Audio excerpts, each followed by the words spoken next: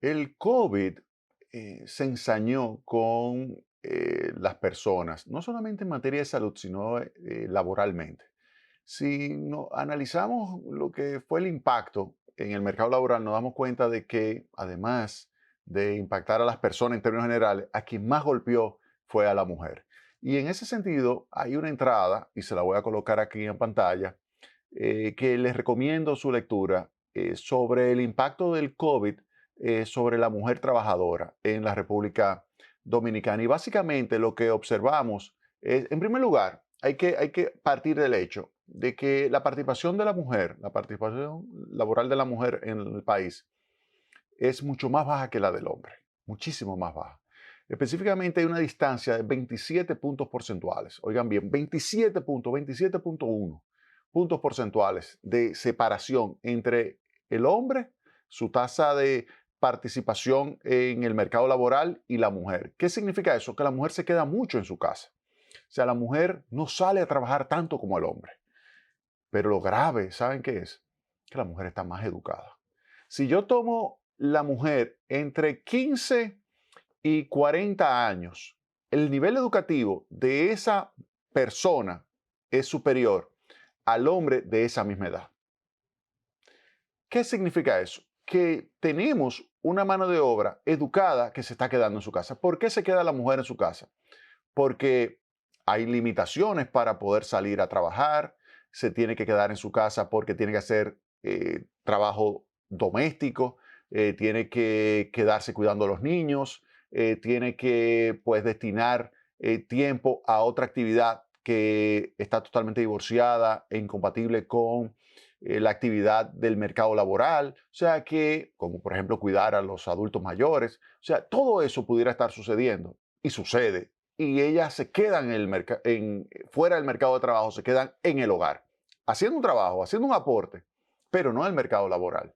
Entonces, eso habría que, pues, cambiarlo porque lo que estamos viendo es que una cantidad importante de población educada se está quedando sin aportar al valor agregado en las cifras que nosotros conocemos. Está aportando a través de lo que son sus trabajos dentro del hogar, pero esa cifra no se computa dentro del valor agregado que se utiliza para determinar o estimar el Producto Interno Bruto. Entonces, en ese sentido, es clave pues promover la entrada de la mujer en la población económicamente activa y promover a partir de ahí que pueda conseguir un empleo y que lo va a conseguir muy fácilmente porque está más educada que el hombre. Entonces puede conseguirlo. Claro que hay un impuesto a la maternidad y hay muchos trabajos que yo he publicado sobre eso. Ustedes, del impuesto a la maternidad que implica tener, por ejemplo, una mujer y un hombre con la misma educación y la mujer gana 20% menos que el hombre, 25% menos que el hombre, depende de la actividad, pero gana menos que el hombre. Para el mismo trabajo, con la misma educación o incluso hasta más educación de la mujer. Entonces uno dice, ¿y por qué esto? Porque hay una clara discriminación en lo que se conoce como, en este caso, que lo he nombrado así, el impuesto a la maternidad. El impuesto a la maternidad es lo que hace que haya una clara discrepancia. Hay quienes lo han hecho, incluso lo han calculado en Estados Unidos para mujeres que tienen hijos y no tienen hijos.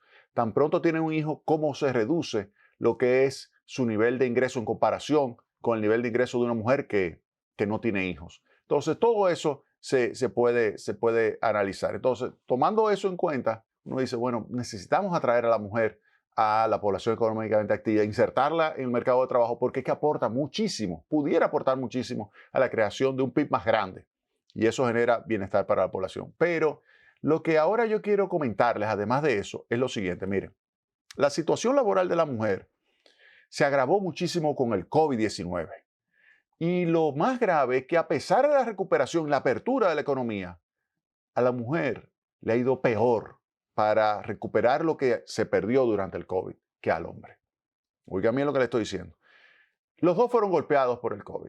Pero luego que se abrió la economía, la mujer pudo insertarse, el hombre pudo insertarse más fácilmente que la mujer. La mujer se ha quedado fuera y se ha quedado en magnitudes importantes. Vamos a verlo. Miren, yo voy a utilizar datos del tercer trimestre del año 2019 y datos del tercer trimestre del año 2022. Y voy a comparar esto. Entonces, fíjense acá. En el tercer trimestre del año 2019, La tasa global de participación de la mujer, que se define como el porcentaje que se obtiene al dividir la población económicamente activa entre la población de edad de trabajar, era de 52.7%. Fíjense que es mucho menor que la del hombre. Ese 52.7 es lo que le digo que es 27.1 por debajo de la del hombre, o sea que el hombre está por encima del 70%.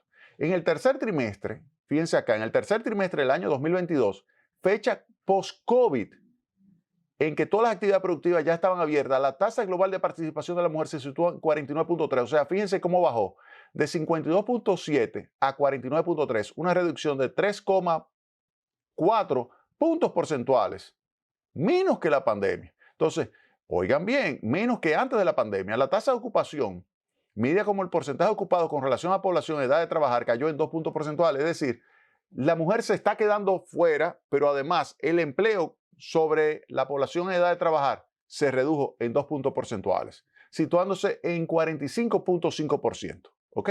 Ahora, vámonos a en términos absolutos. ¿Qué significa eso?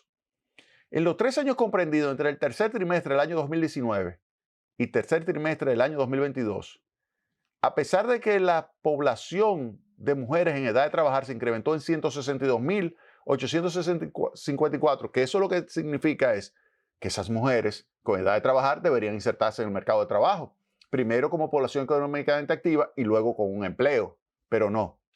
Oigan bien, 162.854 se incrementó la población en edad de trabajar, pero hubo una disminución de 56.559 mujeres como miembros de la población económicamente activa. Es decir, que en vez de aumentar la población económicamente activa de mujeres, porque aumentó en 163.000 casi la población en edad de trabajar, lo que sucedió fue una reducción. O sea que salieron mujeres del mercado y no han vuelto.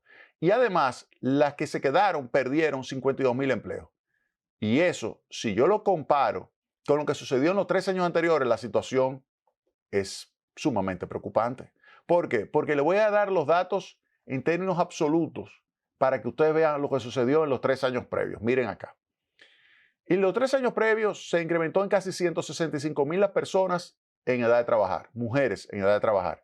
Muy parecido a lo registrado en el periodo anterior, muy parecido. Sin embargo, miren aquí, la cantidad de mujeres que entró a formar parte de la población económicamente activa se incrementó en 210.508. Es decir, que 3 años antes de la pandemia se aumentó la población en edad de trabajar, mujeres, en casi 165.000. Muy parecido a lo que vino después, que fue un incremento de 163.000 personas. Pero en este caso se creó una nueva oferta de trabajo. 210.000 personas entraron a ser parte de la población económicamente activa. Y de esos, casi 200.000 mujeres consiguieron un empleo. Después de la pandemia, fíjense acá, 162.000 en edad de trabajar se incrementaron. 56.000 se redujo la población económicamente. En vez de subir en 200.000, se redujo en 56.000. Y de ahí, las que se quedaron, 52.000 perdieron empleo. Triste, muy triste. Muy triste lo que está sucediendo con la mujer en el mercado laboral dominicano. Muy triste. No se ha recuperado total. Ustedes me dirán, bueno, en otros países está sucediendo algo similar. Eso es correcto. Pero tenemos que enfocarnos en República Dominicana. Tenemos que ver qué se va a hacer con la mujer para atraerla nuevamente a ser parte de la población económicamente activa y luego a poder conseguir un empleo. Hay que poner políticas sobre eso. Esto es un llamado al gobierno dominicano, un llamado al presidente Luis Abinader, que yo sé que está muy interesado en el bienestar de la mujer y que tome esto muy en cuenta.